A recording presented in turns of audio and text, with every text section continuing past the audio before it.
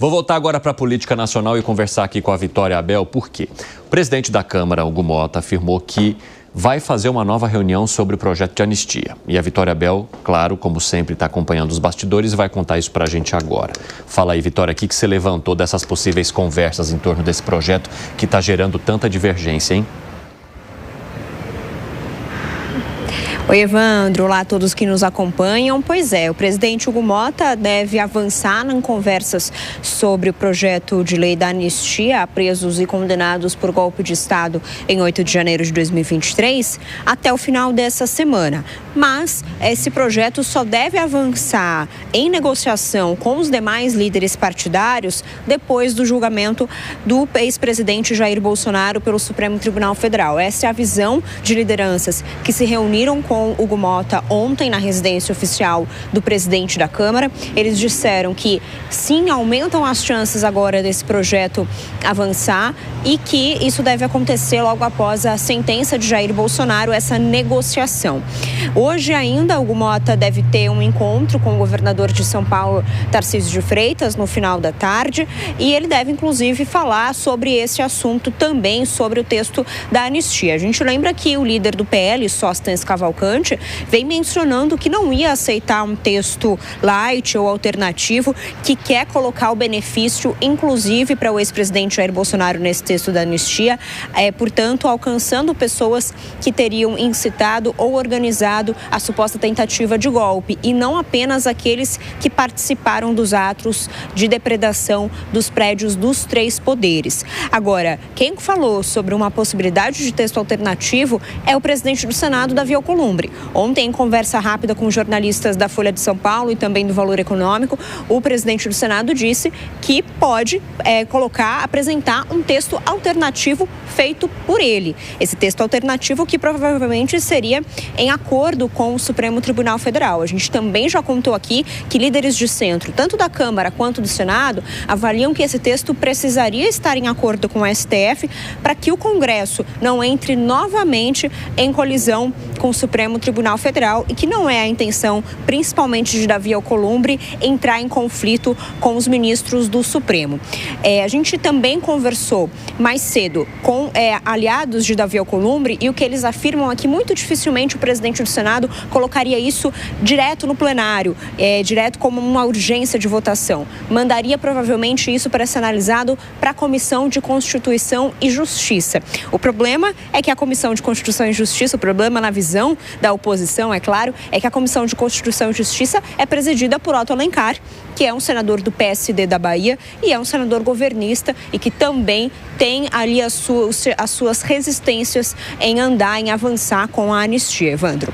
Agora, Vitória Abel, eu queria falar contigo também sobre o Lindenberg Farias, que é o líder do PT ali na casa, porque ele criticou bastante o projeto da anistia, como já era esperado, mas eu quero saber dessa vez o que ele disse.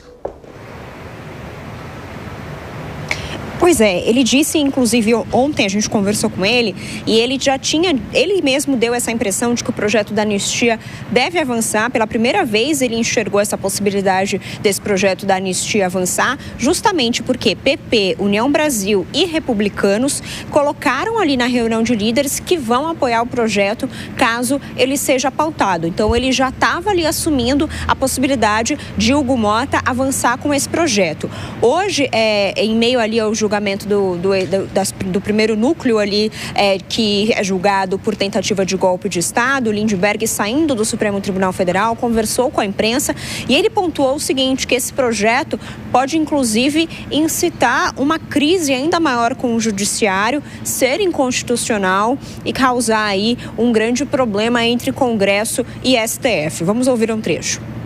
Para nós é uma loucura completa o parlamento cogitar de votar uma anistia do Bolsonaro no meio do julgamento. Nós estamos no segundo dia de julgamento. Isso é interferência indevida. Seria uma espécie de golpe parlamentar. Então nós estamos articulando, porque eu me recuso a acreditar que isso seja pautado. E a gente lembra que esse avanço do projeto da anistia acontece justamente depois que o governador de São Paulo, Tarcísio de Freitas, começou a entrar mais efetivamente nessas negociações, chegou ontem a Brasília e hoje permanece aqui na capital federal e deve ter um encontro, portanto, ainda hoje com o presidente da Câmara, Hugo Motta, e também com lideranças do PL, partido de Jair Bolsonaro. Evandro. Muito obrigado pelas informações, viu, Vitória Bel? Um abraço para você. Se você tiver novidades, vá chamando a gente aqui. Ô, Zé Maria Trindade, há uma grande divergência em torno do projeto da anistia. Hugo Motta quer conversar mais. Davi Alcolumbre já disse que no Senado o projeto atual não passaria, que ele pretende apontar ou preparar um projeto que, de certa forma, reduza as penas relacionadas às pessoas que foram condenadas pelo 8 de janeiro. Isso poderia até se estender a Jair Bolsonaro, caso ele seja de fato condenado pelo Supremo Tribunal Federal, mas nada de anistia ampla e irrestrita, apenas uma redução. Ou você, por exemplo, retirar as somatórias de crimes que são muito parecidos, como, por exemplo, abolição do Estado Democrático de Direito e golpe de Estado. Como é que você avalia agora a maneira como Hugo Motta quer conduzir esse debate na Câmara? O que ele vai tentar é colocar panos quentes em ambos os lados para encontrar um caminho? Qual é a estratégia que você está vislumbrando aí, meu amigo? Olha, hoje, conversando com um dos líderes na Câmara dos Deputados, ele me dizia que nunca viu, e ele tem 4 mandatos, nunca viu um presidente da Câmara dos Deputados numa sinuca de bico tão grande, uma esquina tão acirrada. Hugo Motta está vivendo um momento muito difícil. Qualquer decisão que ele tome no Congresso Nacional, na Câmara dos Deputados, ele vai encontrar resistências. Isso porque ele foi eleito por 2 lados que são bastante ali antagônicos, né? E agora ele fica ali no meio de campo. E ele me disse o seguinte, esse mesmo líder, que conversou com o presidente da Câmara e que sentiu de que ele vai colocar em votação no máximo em 2 semanas. E mais, de que ele teria confessado assim, olha, não dá para segurar mais esse projeto. Então eu diria, há uma convergência sobre a votação do projeto de anistia. Mas aí aparece a grande divergência. O texto original do projeto de anistia é impossível de ser votado, né? Ele foi apresentado pelo ex-deputado Vitor Hugo lá atrás, quando não havia nem 8 de janeiro, foi na outra legislatura. Então, ele é totalmente incoerente. Então, ele precisa ser adequado.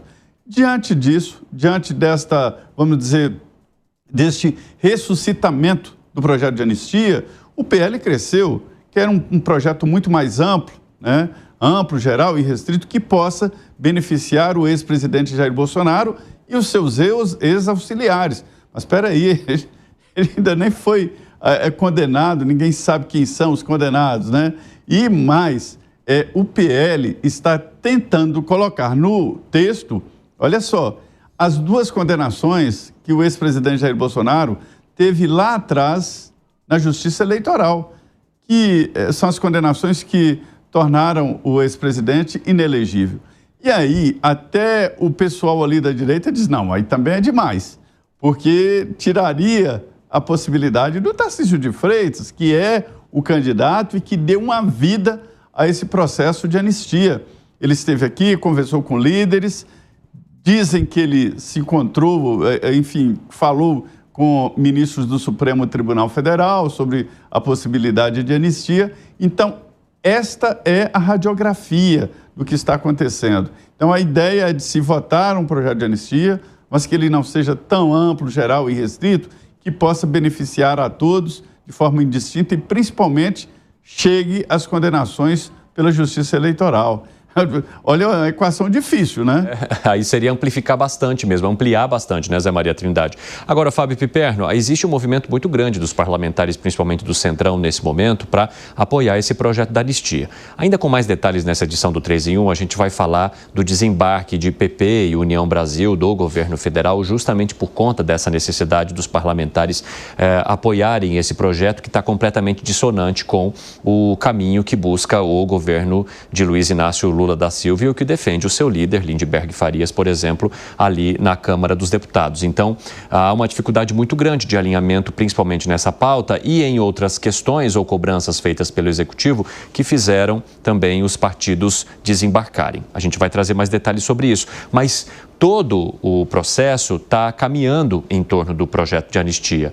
Ou seja, digamos assim, algum meio de campo vai ser necessário para se chegar a uma decisão final, principalmente dos presidentes da Câmara e do Senado. Hugo Motta está querendo conduzir um pouco mais esse diálogo com os parlamentares, provavelmente para tentar alguma costura. Só que já há uma fala, como eu ressaltei aqui, do presidente do Senado, Davi Alcolumbre, de que aprovar uma anistia irrestrita, como diz aí o Zé Maria Trindade, inclusive pegando outros julgamentos do passado, seria praticamente impossível.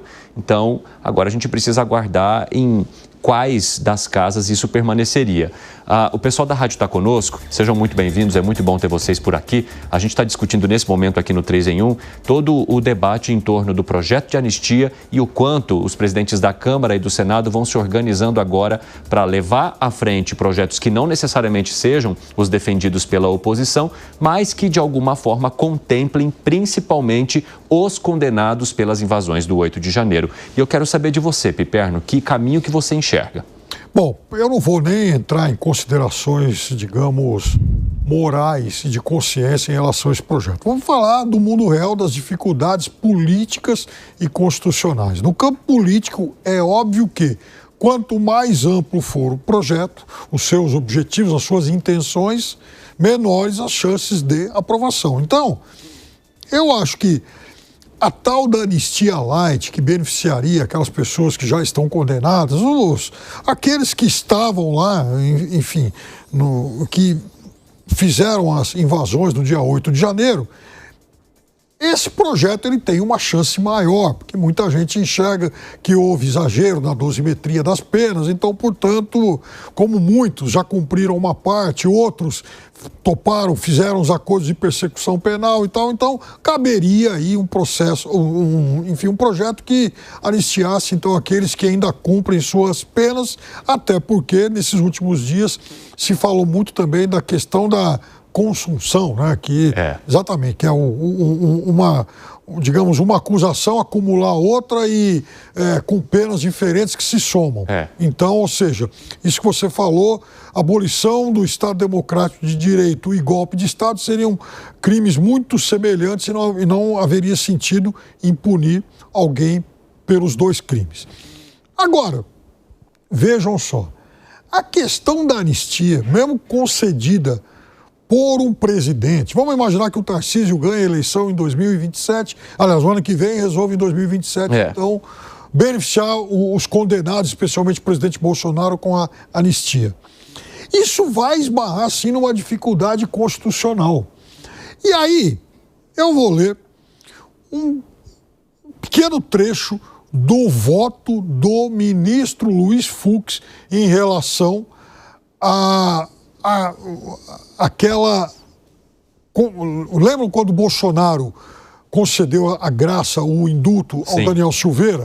Isso foi cassado pelo Supremo. STF.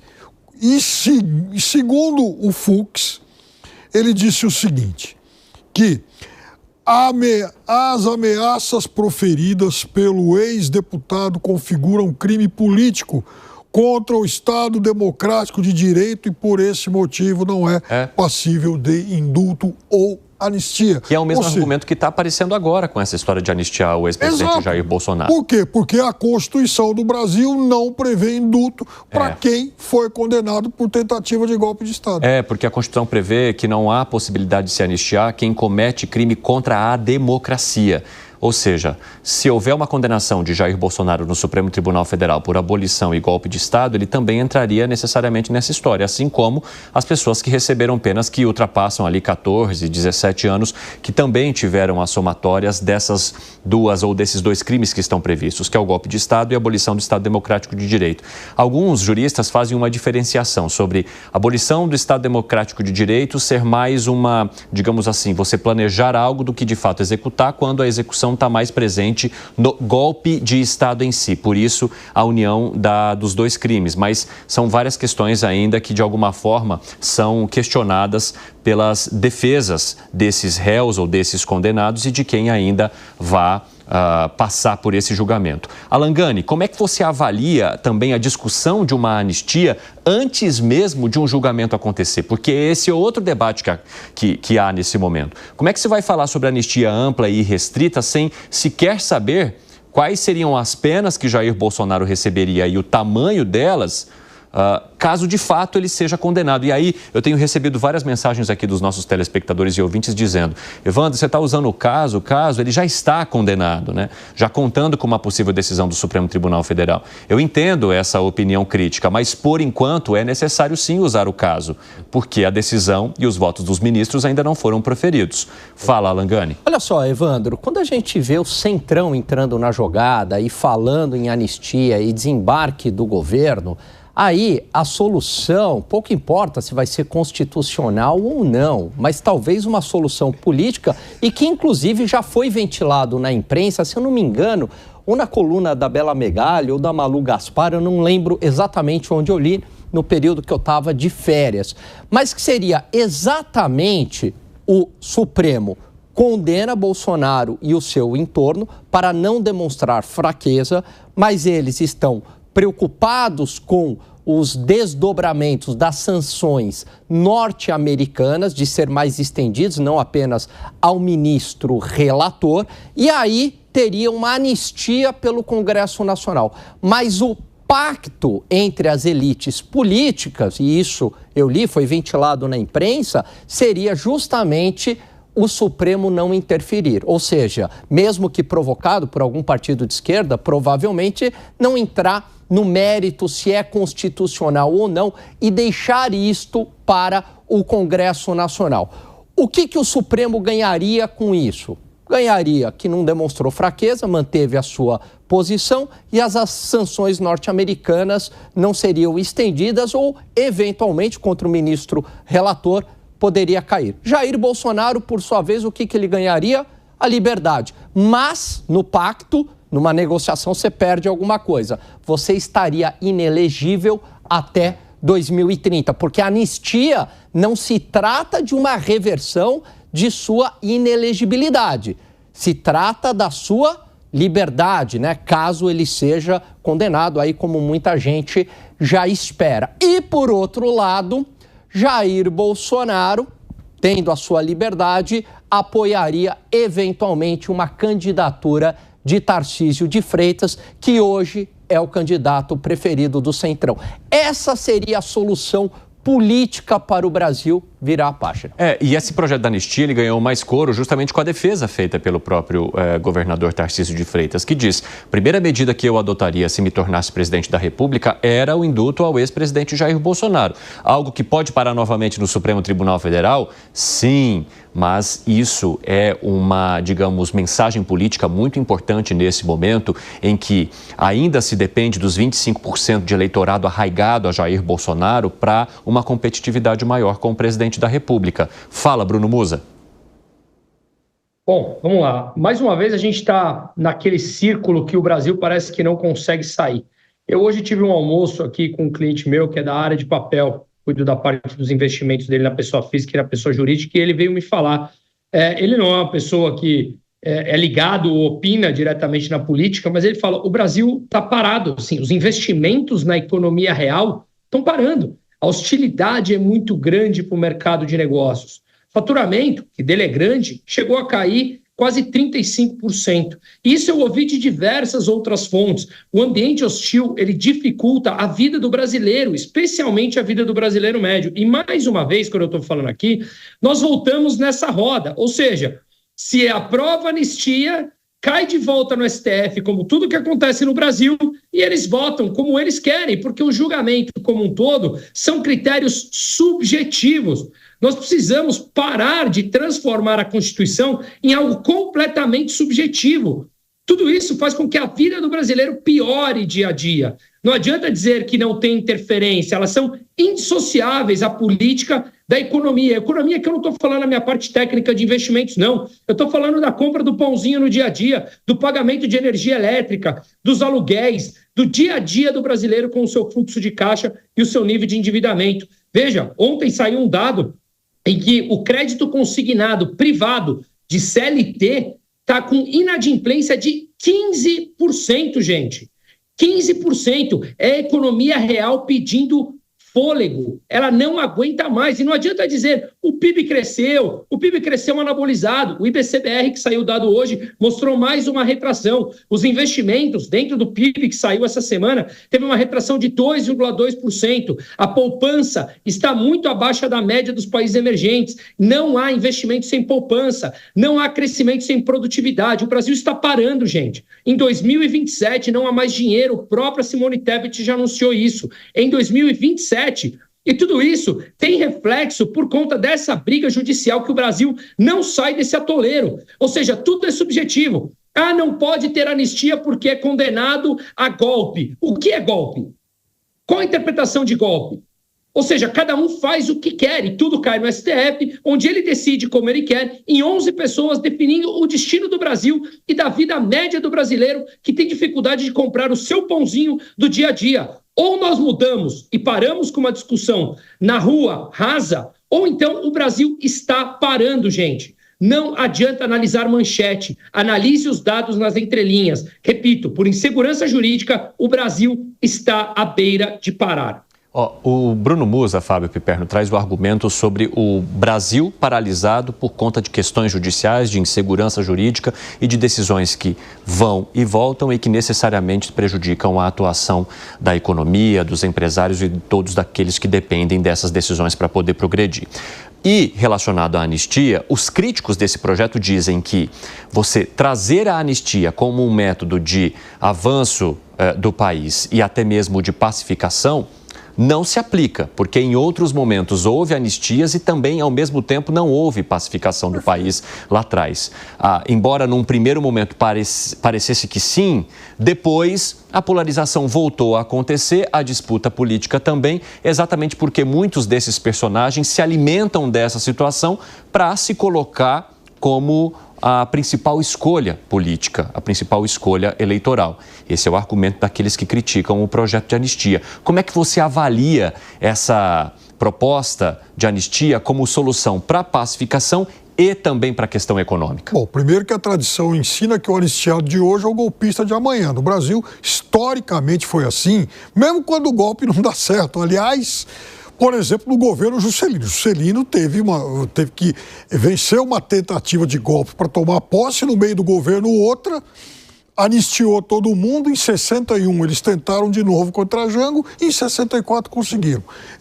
Eu estou pegando só esse recorte, mas no Brasil foram vários, até porque nessa leva que está sendo julgada agora, há muitos defensores da turma que deu o golpe lá atrás e usam camiseta de torturador com tanto orgulho. Então, quando eu falava do aspecto moral, é esse. Se a moral do Brasil é essa, se a gente gosta de sair na rua estampando camisa de torturador, então vamos assumir isso. Então, vamos assumir que nós formamos um país que não tem escrúpulos. E a anistia, nesse caso, antes, inclusive, da conclusão dos julgamentos, é uma forma de tapetão, né? De tentar ganhar da força do braço e tal, arrumar uma segunda via para aquilo que já foi pacificado no STF. Acabei de ler aqui o voto do Fux lá atrás. Quer dizer, então, já se sabe que é algo inconstitucional, mas eles vão tentar. E aí, corremos, inclusive, o risco de ver a Câmara decidindo uma coisa e o Senado barrando. Olha só a crise entre os poderes que se avizinha. Né? Ô, Bruno Musa, levantou a mão, diga. Coisa rápida, sobre isso que o Piperno falou, sobre essa frase, os anistiados de hoje serão os golpistas de amanhã. Tem uma frase que não sabe se é de Lenin, de Stalin ou de Marx. Veja, histórico de cada um deles. Abre aspas, os capitalistas nos venderão a corda com a qual os enforcaremos. Parece que a gente consegue adaptar isso ao momento do Brasil.